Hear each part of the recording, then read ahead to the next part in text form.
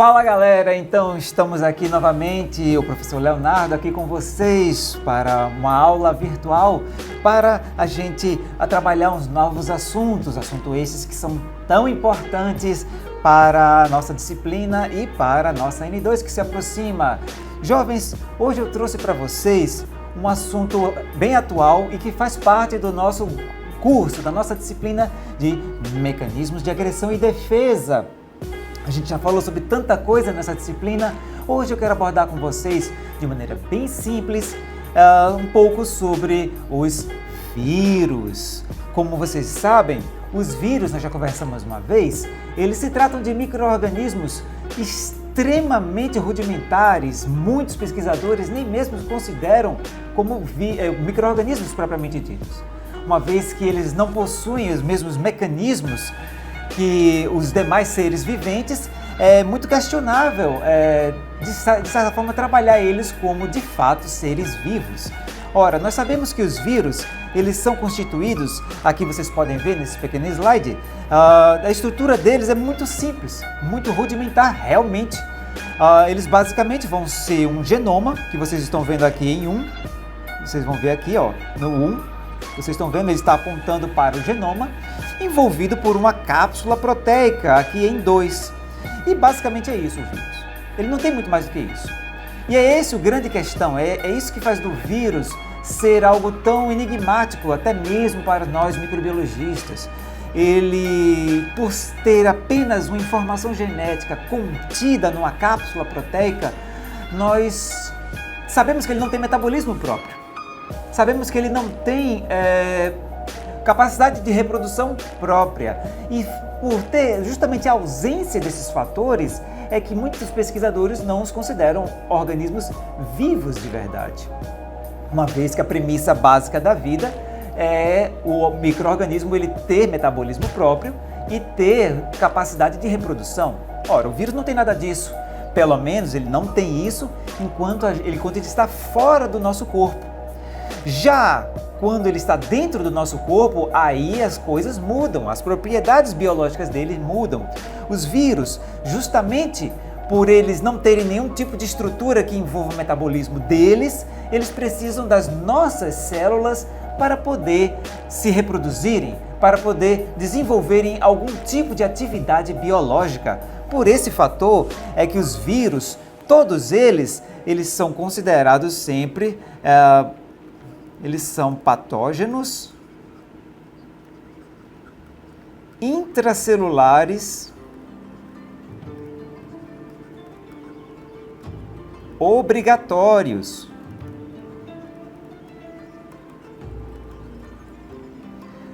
Só o vírus vai ter essa característica. Bactérias, fungos e protozoários, eumintos, eles têm, tudo bem, eles preferem viver no nosso corpo, preferem viver no corpo dos animais e das plantas, isso é verdade, mas eles têm o seu próprio metabolismo. Já o vírus ele não tem opção mesmo. Do lado de fora, no ambiente aberto, o vírus ele não é ninguém. Ele é simplesmente uma molécula que muitas vezes ela não sobrevive ao ambiente e se desmonta, ou entra em cristalização e acaba ficando inerte por dias. Dependendo do qual seja o vírus, semanas, às vezes meses, anos. Ora, e existem alguns vírus em particular que podem ficar décadas e até mesmo séculos enclausurados. Porém, aí o que acontece? Ora, mas o vírus quer se reproduzir, o vírus quer se perpetuar no planeta. Para isso, ele precisa invadir uma célula. E aí é a parte mais importante aqui na nossa estrutura que vocês estão observando. Eu quero que vocês tenham especial atenção a essa pequena estrutura aqui que está sendo apontada em 5. O que são essas estruturas? Essas estruturas que lembram pequenos espinhos, elas são na verdade as chamadas espículas, os peplômeros do vírus. E ele usa, vou colocar aqui nessa imagem aqui também, uma analogia direta, e ele usa muito essas estruturas para poder se encaixar nos receptores das nossas células e aí sim conseguirem invadir ela. Uma vez que ele consegue fazer esse encaixe, eles então vão conseguir fazer o processo de invasão. Ora, os vírus eles são extremamente pequenos. Quando você pensa em vírus, você tem que lembrar que eles às vezes a gente pensa, eles devem ser quase do tamanho das nossas células. Muito pelo contrário, eles estão entre os menores seres que existem. Na verdade, eles são os menores seres. Vocês podem ver nessa ilustração aqui, que quando eu coloco aqui do lado uma hemácia, tá aqui bem grande pra gente, e uma bactéria, bactérias são menores do que nossas células, e os vírus conseguem ser ainda menores. Essa bactéria aqui que vocês estão vendo, a Escherichia coli, ela por si só já é uma das bactérias que não são as maiores, são as menorzinhas, e os vírus conseguem ser ainda menores. E aí é nesse momento que a gente pensa, nossa, como é que uma coisinha tão miudinha consegue fazer tanto estrago? Pois é, Brasil. Isso é que a mágica dos vírus está nisso. Deixa eu passar aqui o slide para vocês. Outra coisa muito importante que eu preciso mencionar é que os vírus, gente, eles podem atacar diversos tipos de seres vivos, porém eles são muito específicos. Devido àqueles peplômeros que eles têm, aquelas estruturas espinhosas que eles têm, elas funcionam como chaves, isso é verdade. Só que essas chaves, elas são muito específicas. Os vírus, eles tendem a invadir apenas hospedeiros específicos. Então, por exemplo, aqui nessa ilustração, existem vírus que atacam só protozoários, e esses vírus só vão atacar protozoários. Existem vírus que atacam fungos, e existem vírus que atacam só bactérias. Sim, só bactérias. E vírus que ataca bactéria não vai atacar fungo, não vai atacar planta, não vai atacar ninguém. Também existem vírus que são específicos das células vegetais e vírus que são específicos das células animais. Então, por exemplo, e até mesmo entre os animais, os vírus eles não têm a tendência a se misturar entre espécies diferentes. Nós chamamos isso de barreira entre as espécies. E nesse aspecto, um vírus que ataca cães, por exemplo, ele não ataca pessoas. Eles são muito específicos para cães. Ah, professor, mas e o coronavírus? Realmente, o coronavírus é a novidade do momento. Ele realmente tem atormentado bastante a gente. E ele é um vírus que veio de outro animal. Isso pode acontecer? Pode, gente. Pode. Em alguns casos particulares, os vírus podem ter uma ação que nós chamamos de romper a barreira entre as espécies. E nesse caso, quando o vírus faz isso, ele pode se adaptar a invadir um outro hospedeiro. É o caso do coronavírus, que tudo indica que veio a partir de morcegos que foram mediados por algum outro animal, muito provavelmente um pangolim. E desse pangolim, ele passou para os seres humanos. Eu quero que vocês entendam que isso é um evento por si só relativamente raro de acontecer, certo? Não acontece com frequência. É muito difícil um vírus ele deixar o seu hospedeiro nativo e modificar-se para começar a atacar outros hospedeiros. Porém, isso pode acontecer. E quando acontece, geralmente o hospedeiro novo ele vai sofrer muito mais, porque como ele é uma invasão nova, uma vítima nova daquele vírus, ele não vai ter nenhum mecanismo de defesa contra eles. Por isso o vírus vai conseguir se estabelecer e causar enfermidades com muito mais violência. Deixa eu passar aqui o slide para vocês. Isso aqui é só para mostrar a vocês rapidamente como é que funciona o sistema de invasão, tá certo? No sistema de invasão aqui vocês estão vendo, o vírus ele nada mais vai fazer do que, aqui nós temos uma célula e aqui nós temos um vírus, tá? E o vírus ele nada mais vai fazer do que simplesmente colocar o seu material genético dentro da célula. Uma vez que ele se acopla à célula, ele precisa se encaixar no receptor da célula, tá certo? E aí, nesse processo, ele coloca o seu material genético dentro da célula. A partir desse momento, a célula ela não responde por si. Ela é paralisada, ela acaba se tornando meramente uma fábrica de produção de novos vírus. E aí agora, o que era uma célula tão viva e cheia de suas próprias funções, ela interrompe tudo. Ela agora vai trabalhar meramente para produzir novos vírus. E aí nesse processo, como vocês estão vendo aqui, logo em seguida, ela vai estar completamente cheia de vírus, certo?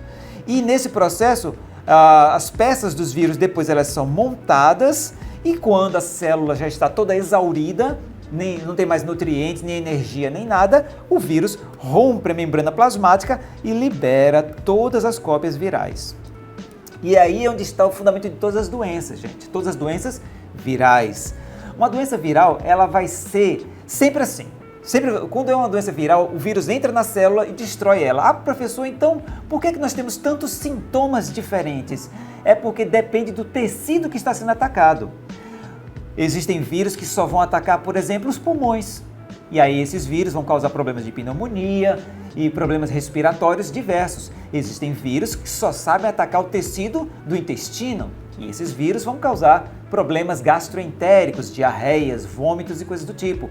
Existem vírus que só atacam o sistema neurológico, existem vírus que só atacam os olhos, aí vem as conjuntivites virais, tem vírus que só atacam a pele e assim sucessivamente. O caso do coronavírus, ele é um vírus que primariamente ele ataca o sistema respiratório, por isso que ele é tão preocupante para a gente. Uma vez que, ao comprometer o funcionamento dos nossos tecidos pulmonares, ele inviabiliza o nosso processo de obtenção de oxigênio e, por causa disso, é que ele acaba sendo tão agressivo. Aí, o que vai acontecer? Nosso corpo precisa reagir nesse aspecto entre o nosso sistema imunológico. Ora, o sistema imunológico, ele vai trabalhar sempre para defender o seu corpo. Entendam isso. E o vírus, ele não tem muito o que fazer quando o sistema imunológico ele reage contra ele. O problema é que, antes de tudo, eu quero que vocês entendam, o nosso corpo ele é muito eficaz para combater quaisquer patógenos que tentem invadi-lo. Porém, o nosso corpo precisa conhecer esse patógeno antes. Se o vírus ele entra em você e o seu corpo nunca o viu, então vai levar um tempo para que o seu corpo aprenda a se defender desse vírus. E nesse aspecto, o vírus faz o que quer. Ele se espalha, causa doença, danifica o seu corpo do jeito que ele puder.